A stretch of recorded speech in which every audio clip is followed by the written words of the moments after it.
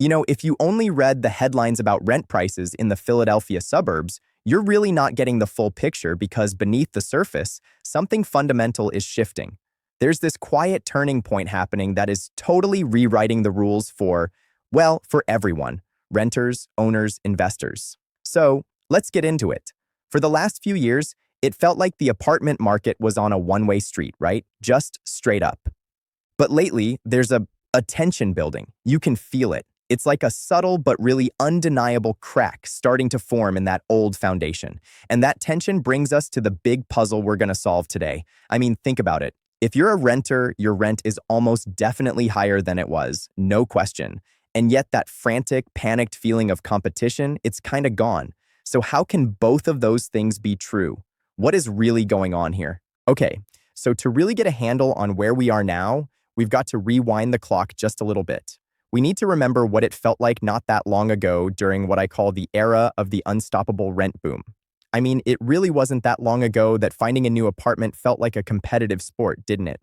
The demand wasn't just strong. It felt like it was getting stronger and faster every single month. Landlords pretty much held all the cards, and you could just feel that sense of urgency everywhere. And this wasn't just happening in one or two trendy neighborhoods. No way. This was a huge wave of demand that just washed over the entire region. We're talking everything from those shiny new luxury towers to the older garden-style communities all across the Philly suburbs. Everybody felt it. For renters, this created a really specific kind of reality. It meant you had this crazy immediate competition for any halfway decent listing, and the whole idea of getting a discount, a move-in special or a free month's rent, forget about it. Those were a distant memory. And if you were already in a place you liked, chances are you were looking at a massive renewal offer, leaving you with basically no leverage. You just had to take the price hike. Well, that whole era is over. We moved into a totally new phase, what I've been calling the Great Market Cooldown. And the most important thing to get here is that the market's momentum hasn't just slowed down. It has fundamentally changed direction. The whole dynamic has completely flipped on its head. That red-hot, gotta-sign-now momentum has given way to decelerating growth. The landlord's edge that's been replaced by a renter's power of choice. And where we used to have scarcity and this pressure to make a decision yesterday, we now have expanding options and, get this, room for patience for the first time in years.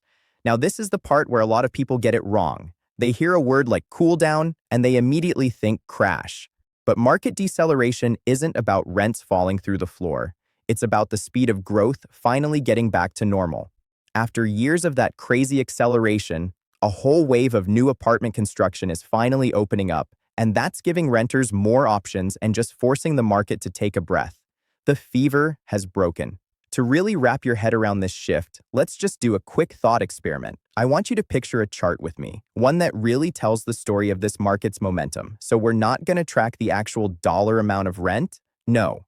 This imaginary chart is going to track the speed of the rent increases, that year-over-year growth rate, because that's where you see what's really going on. Okay, so during the boom years, the line on our chart was just a rocket ship. I mean, a 4% rent hike one year would become a 7% hike the next year, and then maybe a 10% or even a 12% hike after that. The growth itself was accelerating. It was wild. And then, at some point, that rocket ship just hit its peak. It reached the highest point it could go. It couldn't go any higher, couldn't go any faster. The engine of that crazy acceleration just cut out, and that was the moment. That was the invisible turning point. So where is that line today? Well, now it's on a steady, consistent downward slope. Now, it hasn't fallen off a cliff, but it is clearly heading back toward a much more normal, more balanced, more sustainable pace of growth. And that downward trend, that's the cool down that we're all feeling right now. All right, so all this conceptual stuff is interesting, but what does it actually mean for people, in the real world? How does this change the decisions you should be making? Okay, for renters, the benefits are pretty obvious. You've got more options now because all these new buildings are finally opening their doors. That means less pressure to sign a lease on the spot, and it brings back some of your negotiating power.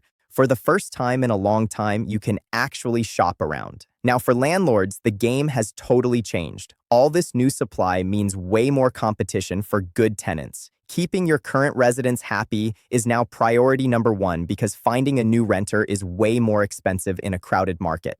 And for investors, you've got to adapt your strategy. The days of easy double-digit rent growth are gone. The focus has to shift from those quick speculative gains to stable long-term performance that's based on having a quality property. So the bottom line is pretty simple. Even though it might not feel like some huge revolution overnight, the balance of power in the Philly suburban apartment market, well, it is subtly but very significantly tilting back toward the renter. So after looking at the old reality and this new cool down, what's the most important thing to walk away with? What's sort of the new rule book for this market? The single most important takeaway is this. This market is not collapsing, it is rebalancing. And in this new environment, the advantage goes to the people who actually see the shift for what it is. It doesn't matter if you're a renter, a landlord, or an investor. This new reality rewards patience over panic. It rewards strategy over old, outdated assumptions. Right now, understanding which way the momentum is heading, well, that's everything.